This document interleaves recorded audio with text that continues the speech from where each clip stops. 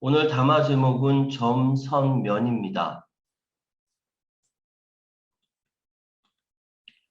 공교롭게도 19세기 말 20세기 초에 순수 초현실 작가 바실리 칸딘스키의 작품 점선면이 있어서 가져와 보았습니다.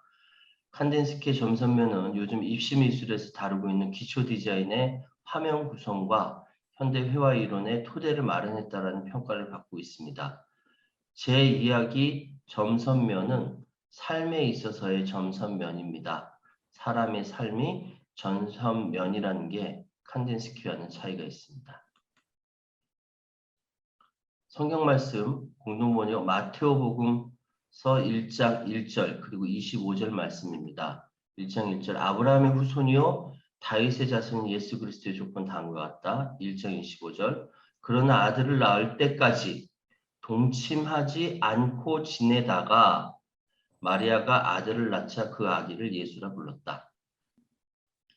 오늘의 성경 말씀을 보니 이후에 아브라함은 이삭을 낳았고 이삭은 야곱을, 야곱은 유다와 그의 형제를 낳았으며 라면서 계보를 쭉 읊습니다. 그러다가 25절에 아들을 낳을 때까지 동침하지 않고 지내다가로 맺으면서 예수의 족보 아닌 족보를 완성합니다. 즉 이것은 인간 세계에서나 통용되는 족보지 예수와는 하등 관계없다라고 저는 이해합니다. 저는 이렇게 생각합니다. 나는 삶의 과정에서 점으로서의 존재이나 먼저 깨달은 선각자의 뒤를 잇는다는 차원에서 선의 존재로 거듭날 수 있고 더 나아가 나와 타자의 관계 설정에 따라 면으로 넓혀질 수 있다고 믿는다. 점. 꾸물꾸물하던 20대의 저 최유한을 봅니다. 종교 행위로 청소년기에 강렬하게 삽입되었던 기독교와 예수라는 개념은 80년대 말 90년대 초 한반도 남녘의 현실과 부딪혀 여지없이 깨져나갔습니다.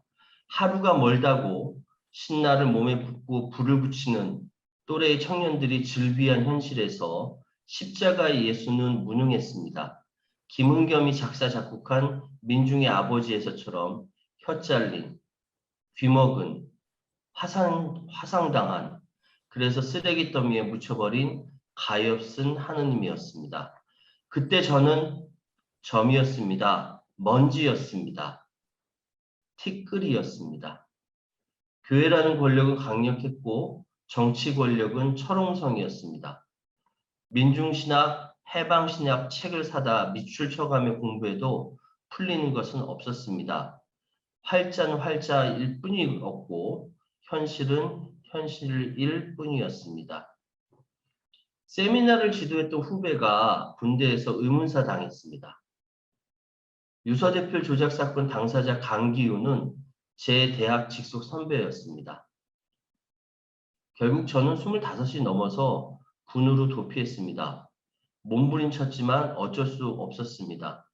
여전히 한 줌도 안 되는 먼지, 티끌, 점을 넘어서지 못하는 존재였음을 이제 고백합니다. 눈에도 보이지 않던 정자에서 시작해서 사람인 척 살다가 결국 먼지, 티끌, 점으로 돌아가는 존재인 주제에 세상 고민만 잔뜩 머리에 이고 살던 20대였습니다. 칼 세이건의 창백한 푸른 점, 저기 보일 듯 말 듯 작은 점 하나가 우리가 살아왔고 살아갈 지구입니다. 1990년 우주탐사선 보이저 1호가 명왕성 궤도 근처에서 카메라 방향을 지구 쪽으로 돌려 찍었습니다. 아주 작은 창백한 푸른 점입니다. 이 제안을 한 사람은 칼 세이건이라는 천문학자입니다. 사실 저 볼품없는 셀카를 찍기까지 해도 많은 시련과 고난을 겪을 수밖에 없었습니다.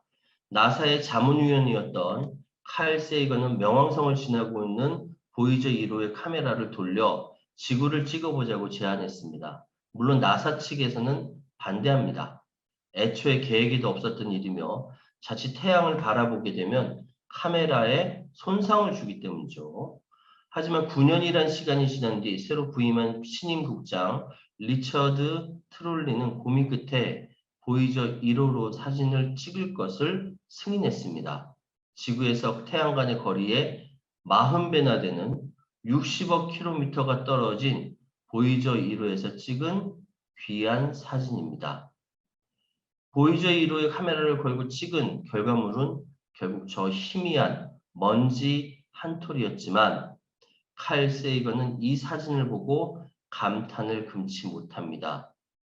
세이건은 저 초라한 지구의 사진을 보고 다음과 같이 명언을 남깁니다. 여기가 우리 보금자리고 바로 우리입니다. 우리의 기쁨과 고통, 우리가 확신하는 수천 개의 종교와 이념, 경제체제, 모든 사냥꾼과 식량을 찾는 이들, 모든 영웅과 겁쟁이, 운명의 창조자와 파괴자, 모든 왕과 농부, 모든 사랑에 빠진 연인, 모든 아버지 어머니, 총만 받는 아이, 발명가와 탐험가, 모든 성인과 죄인이 태양빛 속에 떠다니는 저 작은 먼지 위에서 살다 갔습니다. 다시 한번 창백한 푸른 점, 지구를 살펴보시기 바랍니다. 그저 점입니다. 선, 점의 연장이 선입니다. 좌충우돌하던 30대의 저를 봅니다. 첫 직업이 정치 컨설턴트였습니다. 사기꾼 같은 정치인을 등쳐먹는 직업이었습니다. 많은 선거에 개입했습니다. 사기라고 저 스스로 생각했지만 정치인들은 그것을 능력으로 인정했습니다. 그러다가 아주 우연히 정치평론에 발을 내딛게 되었습니다. 말과 글로 먹고 사는 직업을 갖게 된 것입니다. 여기서 선배 평론가들이 있었습니다. 그들을 보고 배웠습니다. 내용을 분석했고 그들의 방송 태도를 보고 스펀지처럼 빨아들였습니다. 방송을 하다가 보니 공부가 부족하다고 느껴져서 석사, 박사까지 늦공부를 했습니다. 선배 학자들의 궤적을 따라가니 그들의 개인적인 고뇌, 현실의 참담함, 학문적 이상까지 오롯이 느낄 수 있었습니다. 저 스스로 진화했다라고 생각했지만 사실은 그 많은 선배들이 흘리고 갔던 작은 조약돌을 주름에 따라간 헨젤과 그레텔이었던 것입니다. 그러다 만난 스승이 다섯 류영모 선생이었습니다. 다섯 선생을 통해 비로소 하느님을 다시 만났습니다. 예수와 성경을 새롭게 인식하게 되었고 무엇이 문제이고 어떻게 생각해야 할 것인지 알게 되었습니다. 한 번도 만나지 못했지만 점에 불과했던 내가 성장할 수 있었던 것은 내 앞에 먼저 뚜벅뚜벅 걸어간 평론가, 학자, 스승 다섯 선생의 양분을 흡수해서 여기까지 온 것입니다. 그들과 내가 이어지며 선이 그어진 것입니다. 이제 나도 내 후배들을 위해 작은 조약돌을 내려놓습니다. 이제 겨우 사람이 된 것입니다.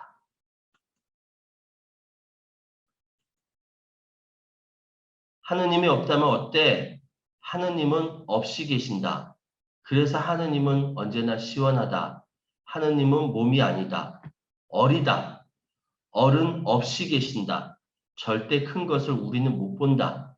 아직 더할 수 없이 온전하고 끝없이 큰 것을 무라고 한다. 나는 없는 것을 믿는다. 인생의 구경은 없이 계시는 하느님 아버지를 모시자는 것이다.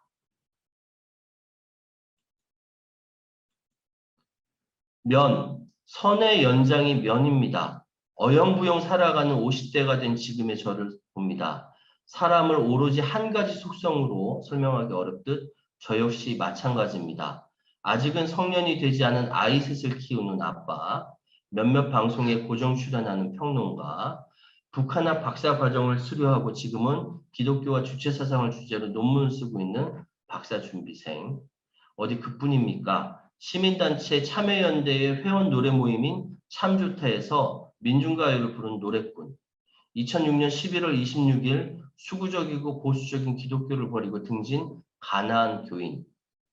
2007년부터 평신도 공동체 예수 마실교에 출석한 평신도 교인, 그러다 교회 분란으로 사람들이 다 떠나고 박형규 목사님을 모시고 3년 동안 교회 개척하듯 이끌어간 섬김이, 그리고 지금은 주로 가나안 교인들이 모여 온라인으로 예배를 드리는 아들람 온라인 공동체에 출석하는 교인, 서울고등학교 41회 졸업생 중 좌파 정치에 적극적인 사람으로 모인 깨서울의 멤버이고, 난생 처음으로 50이 넘어서야 덕질이라는 것을 알게 되어서 BTS, 방탄소년단 덕질로 소소한 음악적 갈증을 해소하는 늦둥이 아미, 2016년, 17년 사이에 박근혜 정권을 몰아내기 위해 끈질기게 촛불을 든 촛불 시민이었고, 지금도 시간이 있으면 뜻있는 집회에 참석해서 목소리를 내야 직성이 풀리는 민주시민.